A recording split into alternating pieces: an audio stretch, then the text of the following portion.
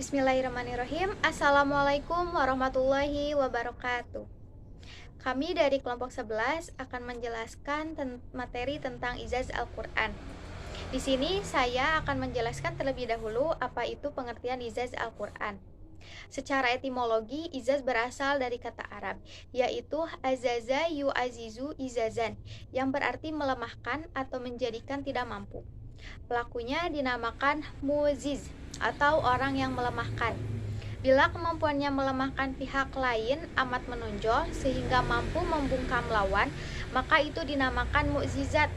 Dengan kata lain, izaz adalah membuat suatu hal luar biasa yang berada di luar kesanggupan manusia biasa untuk memperbuatnya. Ditampilkan izaz atau mukjizat itu bukanlah semata-mata bertujuan untuk menampakkan kelemahan manusia ataupun untuk menandingi, tetapi untuk meyakinkan mereka bahwa Nabi Muhammad SAW adalah benar-benar utusan Allah Subhanahu wa taala. Al-Quran itu benar-benar diturunkan di sisi Allah Subhanahu wa taala kepada Nabi Muhammad SAW, yang mana Al-Quran itu sama sekali bukanlah perkataan manusia atau perkataan lainnya. Al-Quran itu digunakan oleh Nabi Muhammad SAW untuk menentang orang-orang pada masa beliau dan generasi sesudahnya yang tidak percaya akan keberadaan Al-Quran sebagai firman Allah dan tidak percaya akan risalah Nabi Muhammad SAW dan ajaran yang dibawanya. Nah, selanjutnya pengertian mukjizat dari para ulama. Yang pertama yaitu menurut Al-Zarqani, mukjizat itu adalah sesuatu yang dapat melemahkan manusia atau makhluk lainnya, baik sendiri-sendiri maupun berkelompok, untuk mendatangkan sesuatu yang lain sebagai bandingannya. Tokoh yang kedua yaitu Al-Sayuti. Menurut Al-Sayuti, memahami mukjizat sebagai suatu hal yang disertai tantangan, terutama kepada orang Arab, untuk mendatangkan bandingannya setelah bangsa Arab memberikan persepsi yang keliru terhadap Al-Quran. Ulama sepakat bahwa Al-Quran adalah mukjizat terbesar yang diberikan kepada Nabi Muhammad SAW. Ia adalah mukjizat yang dapat disaksikan oleh seluruh umat manusia sepanjang zaman. Karena memang kerasulan Nabi Muhammad SAW adalah untuk keselamatan manusia sepanjang masa. Dan selanjutnya yaitu menurut Al-Baqilani. Menurut Al-Baqilani mengatakan bahwa di atas mukjizat Al-Quran lah kenabian Nabi Muhammad SAW ditegakkan. Sekalipun ada mukjizat-mukjizat lain seperti Al-Quran, tapi semua itu berlaku hanya untuk suatu waktu tertentu ataupun keadaan tertentu, bahkan ada yang khusus untuk suatu kasus tertentu. Justru itu, mukjizat Al-Quran terkait sangat erat dengan kerasulan Nabi Muhammad SAW, dan keraguan terhadapnya akan membawa keraguan pula terhadap keraguan Nabi Muhammad itu sendiri. Sekian penjelasan dari saya. Selanjutnya materi akan diteruskan oleh saudari Gebrina. Kepada Gebrina, silahkan. Macam-macam mukjizat. Ada dua macam mukjizat. Yang pertama, indrawi atau hasyiyah. Mukjizat yang tampak dan dapat ditangkap oleh panca indera, seperti tongkat Nabi Musa yang bisa berubah menjadi ular dan dapat membelah lautan, dan Nabi Nuh yang dapat membuat perahu yang sangat besar dengan waktu yang cepat dan singkat, dan masih banyak yang lainnya. Dan yang kedua, rasional atau akliyah, mukjizat yang hanya dapat dipahami dengan akal pikiran atau rasional, seperti Al-Quran, mukjizat Nabi Muhammad atas umatnya, yaitu dari segi keindahan sastranya tidak ada seorang pun yang bisa menandinginya. Karena itulah kemukjizatan Al-Quran yang abadi sampai hari kiamat. Dan selanjutnya unsur-unsur ijaz. Yang pertama, mukjizat harus berupa peristiwa luar biasa.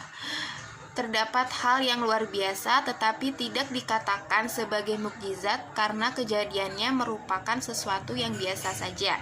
Hal ini sebagaimana peristiwa alam yang terjadi setiap hari.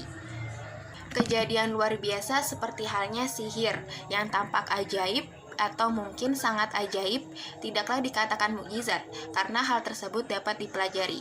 Setiap yang dikatakan mukjizat adalah menunjukkan sesuatu yang luar biasa dan keadaannya tidak dapat dipelajari. Dan yang kedua, mukjizat harus disampaikan oleh para nabi.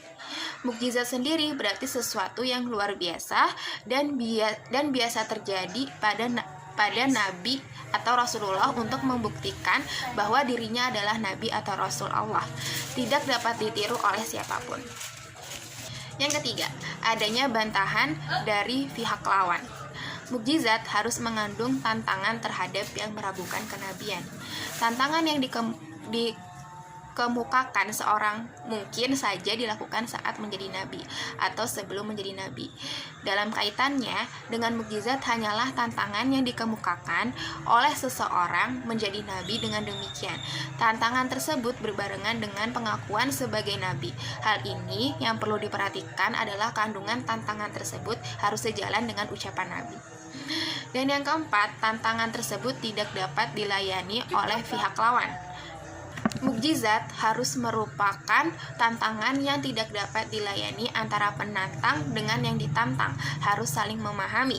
Dengan demikian dapat diperhatikan bahwa mukjizat para nabi adalah hal-hal yang bersesuaian dengan situasi pada masanya. Contohnya, peristiwa yang paling menakjubkan bagi kaum Firaun adalah sihir, dan tidak ada tukang sihir yang lebih mumpuni daripada yang pada zamannya. Oleh karena itu Allah mengutus Nabi Musa alaihissalam untuk menggugurkannya, merendahkannya, mengungkap kelemahannya, dan mencabut akarnya sehingga orang-orang bodoh dari kaum itu serta orang-orang hina dan tumbuh dalam keadaan seperti itu pun terbungkam. Materi selanjutnya akan disampaikan oleh teman saya, Safira. Kepada Safira dipersilahkan. Bismillahirrahmanirrahim. Assalamualaikum warahmatullahi wabarakatuh. Selanjutnya yaitu segi-segi kemukjizatan dalam Al-Quran. Yang pertama, segi kebahasaannya.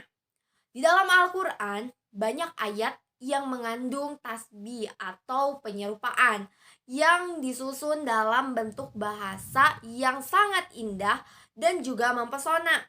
Jauh lebih indah dari apa yang dibuat oleh penyair ataupun sastrawan.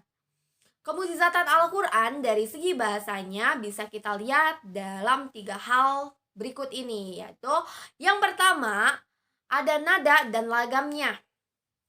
Ayat-ayat Al-Quran bukan syair atau puisi, tetapi jika kita dengar akan terdengar keunikan dalam irama dan ritmenya. Hal ini disebabkan oleh huruf-huruf dari kata-kata yang dipilih dan melahirkan keserasian dalam bunyinya. Dan kemudian kumpulan kata-kata tersebut itu akan melahirkan pula keserasian dalam iramanya. Sedangkan dalam rangkaian kalimat-kalimat ayatnya. Yang kedua yaitu singkat dan padat. Yang dimaksud singkat dan padat adalah dalam Al-Quran banyak kita jumpai ayat-ayat yang singkat tetapi padat artinya gitu, sehingga menyebabkan berbagai macam pemahaman dari setiap mereka yang membacanya. Selanjutnya yang ketiga yaitu memuaskan para pemikir. Maksudnya yaitu kebanyakan orang, bagi orang awam ayat Al-Quran itu biasa aja gitu, terasa biasa gitu. Tetapi bagi para filsuf atau para pemikir atau yang mengerti arti dan isi kandungan Al-Quran, ayat Al-Quran yang sama akan melahirkan pemahaman yang luar biasa. Karena di dalam ayat Al-Quran, di setiap katanya atau di setiap kalimatnya, yaitu mengandung ayat-ayat yang sungguh luar biasa gitu. Segi-segi kemukjizatan Al-Quran yang kedua, yaitu hukum ilahi yang sempurna. Al-Quran telah menetapkan dasar-dasar yang paling sempurna dan adil, baik dalam keadaan damai maupun dalam keadaan perang. Al-Quran menggunakan 2 cara untuk menetapkan sebuah ketentuan hukum. Nah, yang pertama yaitu secara global, yaitu persoalan ibadah yang umumnya diterangkan secara mengglobal. Sedangkan perincian diserahkan kepada para ulama melalui ijtihadnya. Nah, yang kedua yaitu hukum yang dijelaskan secara terperinci, yaitu yang berkaitan dengan utang piutang, makanan minuman yang halal dan yang haram, kehormatan wanita, dan juga masalah perkawinan. Segi-segi kemukjizatan Al-Quran yang ketiga yaitu gaya bahasanya. Nah, yang dimaksud gaya bahasanya yaitu Al-Quran membuat bangsa Arab pada masa itu tuh merasa kagum dan terpesona. Bahkan di antara orang pendusta atau orang musyrik Arab pada saat itu berusaha untuk menandingi kalam Allah. Salah satunya yaitu Musailamah Al-Kadzab yang mungkin teman-teman juga udah tahu ya.